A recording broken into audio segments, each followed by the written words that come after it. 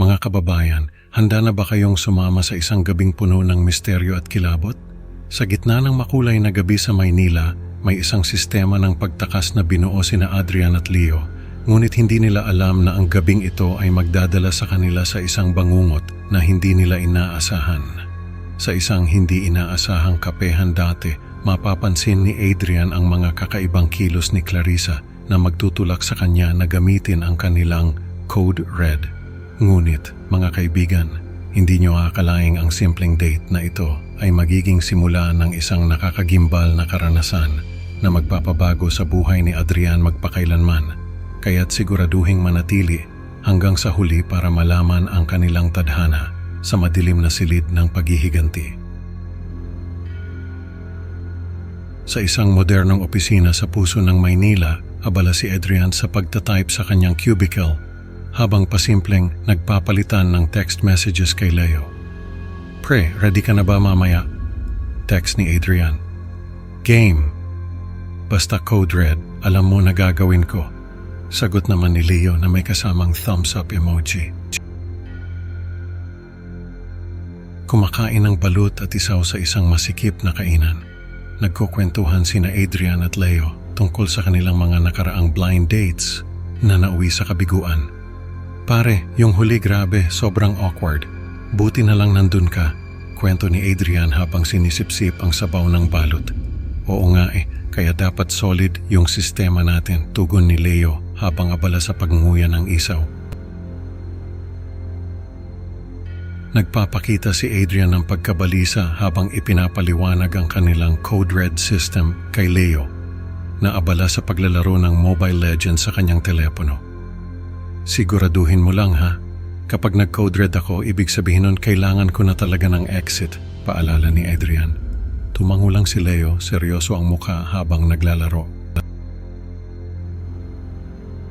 Sa isang tahimik na sulok ng BPO pantry, nag-practice si Leo ng kanyang pag-arte para sa emergency call. Hello Adrian, emergency to. Kailangan mo nang umalis dyan. Sabi ni Leo na parang tunay na nag-aalala. Samantala, ipinakita ni Adrian ang isang maliit na bote ng pampalak sa kanyang bag. Ito yung last resort natin pre, sana hindi na natin kailanganin to, sabi niya kay Leo. Sa isang abalang kalsada ng Makati, pinagmamasdan ni Adrian ang mga dumadaang tao habang naghihintay kay Clarissa.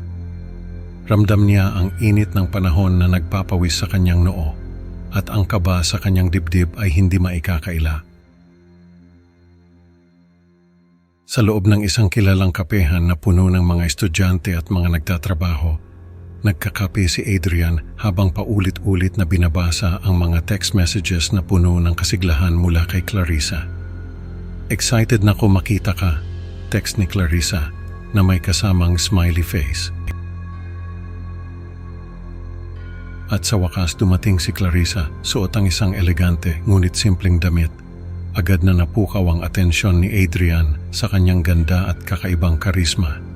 Hi Adrian, sorry, late ako ha? Bati ni Clarissa na may nakakahawang ngiti.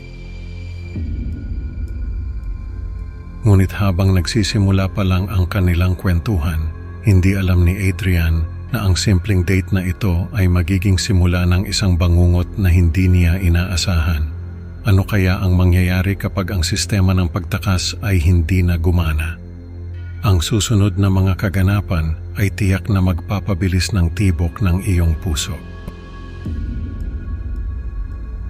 Sa isang maingay na sulok ng kapehan, nag-uusap sina Adrian at Clarissa habang nagkakape. Ang ganda ng panahon ngayon, no?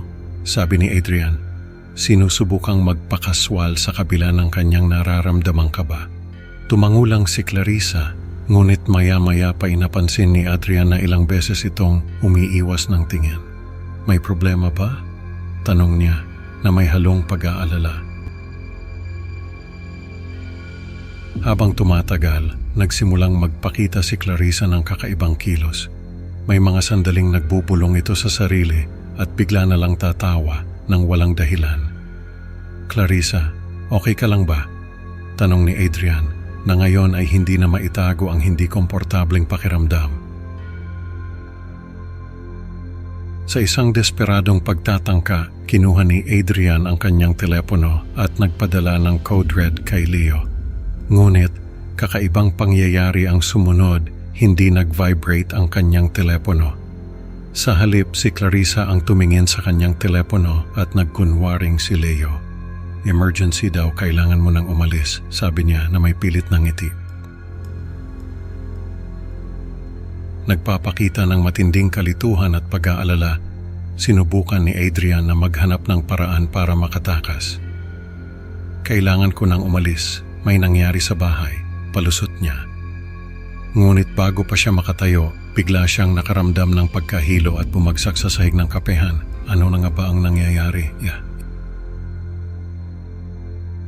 Sa isang madilim at masukal na silid, na may amoy ng lumang kahoy at nabubulok na mga dahon, nagising si Adrian na nakagapos kasama si Leo na may takip sa bibig. Saan tayo? Bulong ni Adrian, subalit walang tunog na lumabas sa kanyang bibig. Sa harap nila lumitaw sina Clarissa at Marco na may dalang mga lumang larawan at isang lumang diary na puno ng mga sulat ni Sofia. Kilala mo ba siya? Tanong ni Clarissa, itinuturo ang isang larawan. Si Sofia, kapatid namin. Dahil sa'yo, wala na siya ngayon. Ipinahayag ni Clarissa at Marco ang kanilang galit at hinanakit habang ipinapakita ang mga ebidensya ng kahihiyang dinanas ni Sofia sa kamay ni Adrian. Dahil sa ginawa mo, hindi na niya kinaya, sabi ni Marco. Ang boses niya ay puno ng galit. Sa isang malamig at walang emosyong tono, inilahad ni Clarissa ang kanilang plano ng paghihigante. Magbabayad ka sa ginawa mo kay Sofia, sabi niya habang si Marco ay nagpapakita ng isang matalim na kutsilyo. Ano ang kanilang balak at paano makakaligtas si Adrian at Leo sa kanilang masamang balak?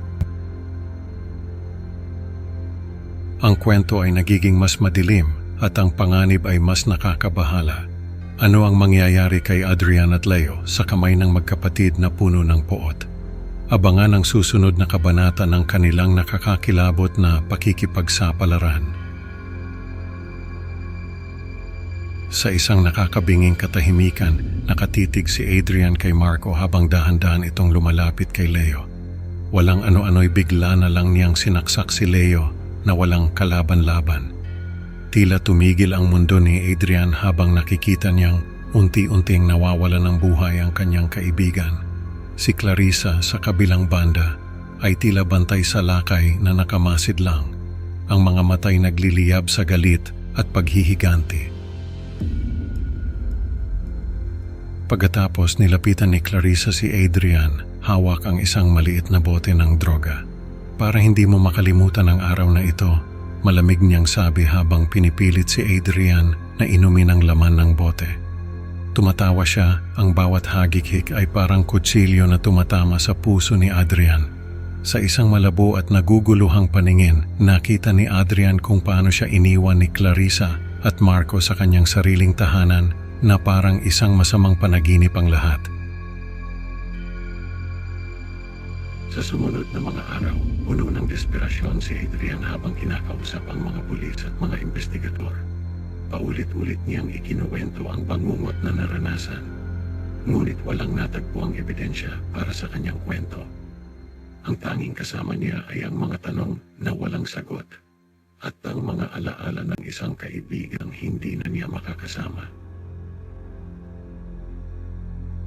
Habang lumalalim ang gabi, nakaupo si Adrian sa dilim ng kanyang sala, nag-iisa at puno ng pagkakasala.